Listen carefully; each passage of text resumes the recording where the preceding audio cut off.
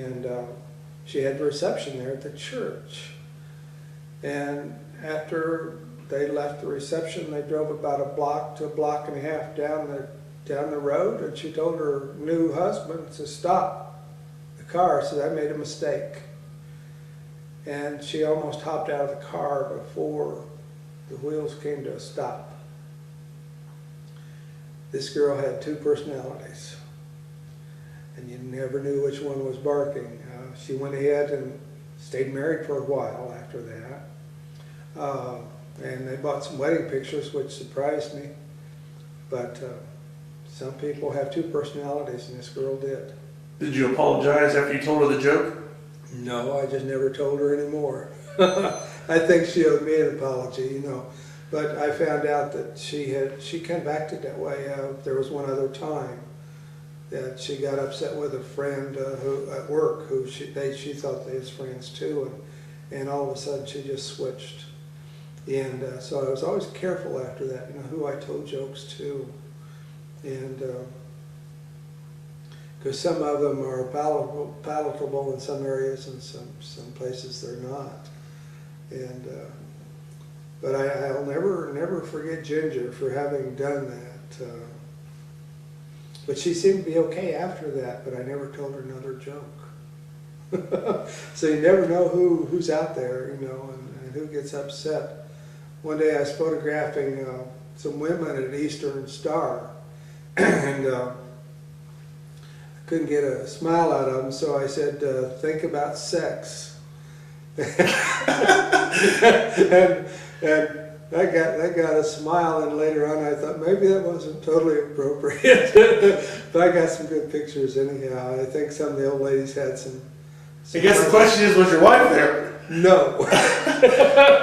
I try to contain myself around her.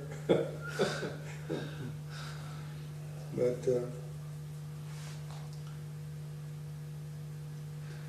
trying to think of anything else that might be supercharged. Tell me some stories about your kids growing up. Surely you have some interesting or funny stories about your kids.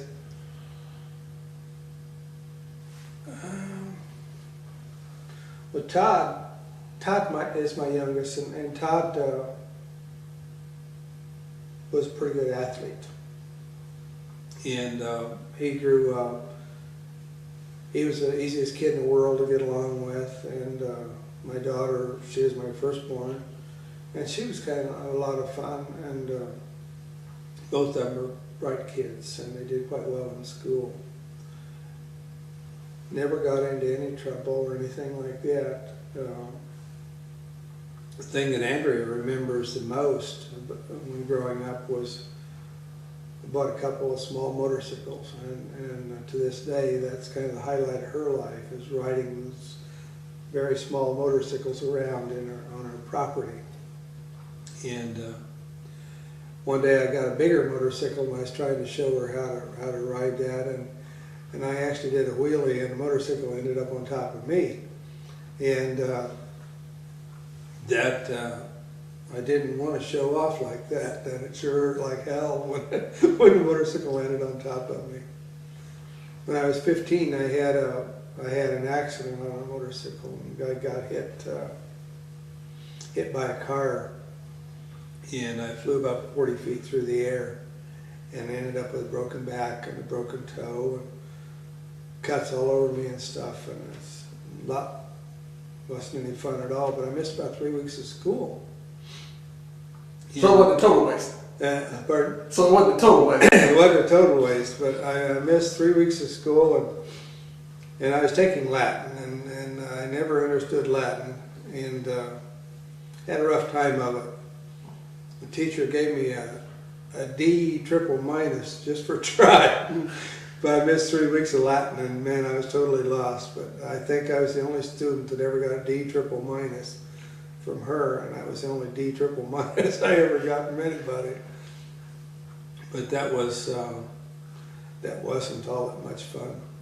I remember in the 5th grade, I had a teacher. It's when punishment was allowed. For some reason, she just simply didn't like me.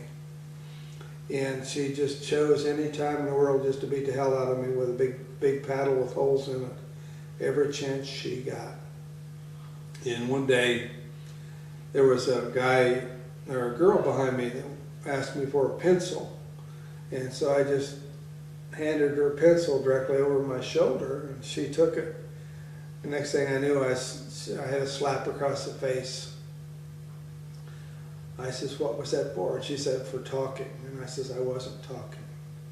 I says, "I handed her a pencil." So she chose that time to take me up in front of the class and beat the hell out of me. I had to grab hold of both legs. And she continued to paddle me, and pretty soon I realized that she wasn't going to quit till I cried. And I was too pissed off to cry, but I had to fake it. And so she finally quit. And to this day, I think if she was still alive, and I knew she was in front of me crossing the street, she would probably end up dead, because I'd probably run over her body. You know, I've never had anyone abuse me before, but she did. And Dad always told me, he says, if you get a spanking at school, I'm sure you deserve it, and you're going to get one at home. So I could never tell Mom or Dad what was going on, you know. But she abused me every chance she got. I'm not so sure kids shouldn't be spanked, but they definitely shouldn't be spanked by Mrs. Holtman, because she was a real bitch. and that ruined my entire 5th grade. But that was the only year, bad year I ever had in school. And it's very unfortunate that teachers like her was able to get by with what they did. But my 5th grade was not a fun year at all. So you think kids nowadays have it easier or worse? I think kids have it easier. I think there are times that the person should get paddled. I really do, you know, if they really deserve it. I think discipline is a problem. A lot of teachers are quitting because they cannot discipline children. A close friend of mine retired real early because he didn't feel he could properly control the kids, you know, that they weren't learning what they should learn. And it's unfortunate that, you know, problems occur which can't be controlled. Mrs. Holtman had a problem, and she just chose to take it out on me. So what would you tell her if you could see her today? I would probably take her in a room, and in all honesty, I would call her the bitch that she really was. I would tell her she was totally unfair, and that it's unfortunate that anybody had to undergo that type of punishment. That she had a problem she needed to deal with, because she did have a problem, you know. I don't know what it was or what her background caused her to be who she was. But I was never an outspoken kid in school. I believe I honored teachers and respected them. And for some reason, she saw something in me she just didn't like, you know. I would never hit her. I probably wouldn't even hit her with a car if I could. Although the thought has crossed my mind, you know, I mean, I disliked her that much that, and I don't know who she picked on the next year, but thank God it wasn't me. But today that isn't possible. But sometimes corporal punishment is necessary, I think. My daughter doesn't believe in that subject, but I do. And she's a teacher, so. So I'm not sure. But I grew up okay, even with that kind of a problem, I guess, you know. I had a very loving mother whom I appreciated more than earth itself, and